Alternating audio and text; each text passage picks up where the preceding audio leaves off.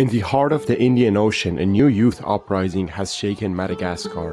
Rolling blackouts and water shortages pushed families to the edge, and Gen Z organizers, drawing inspiration from uprisings in Kenya and Nepal, flooded the streets of Antananarivo and provincial towns. Their initial demand was simple: restore basic utilities or step aside.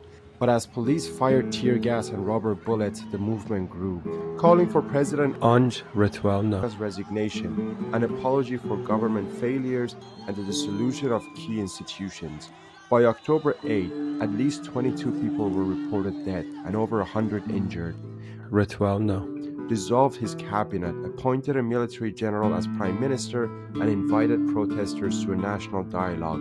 But young leaders rejected it as mock dialogue and threatened a nationwide strike. Madagascar's crisis has long roots in austerity and structural adjustments. In the 1980s and 1990s, the country signed multiple International Monetary Fund and World Bank programs that required currency devaluation, deficit reduction, subsidy cuts, and later privatization of state-owned enterprises and liberalized trade.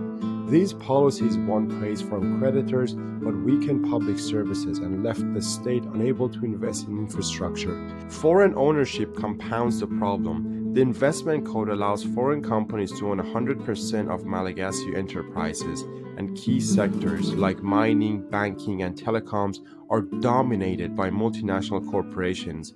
Exports of vanilla, nickel, cobalt, textiles, and shrimp generate foreign earnings, but local communities rarely see the benefits.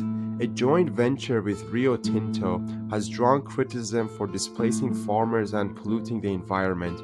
Low wages and weak labor protections attract clothing manufacturers and even artificial intelligence firms that pay graduates less than £100 a month to label images while the country struggles to keep the lights on. Repeated coups and contested elections have hardened public trust. Retwelna first seized power in a 2009 coup and now faces the biggest challenge of his rule. Many Malagasy blame not only current leaders but also decades of French colonial domination and continued new colonial ties. French corporations still control parts of the economy, and French forces train local security units. So, as we can see, this isn't just about water or electricity, it's about freedom. Madagascar's Gen Z is rising against decades of austerity, corruption, and new colonial plunder.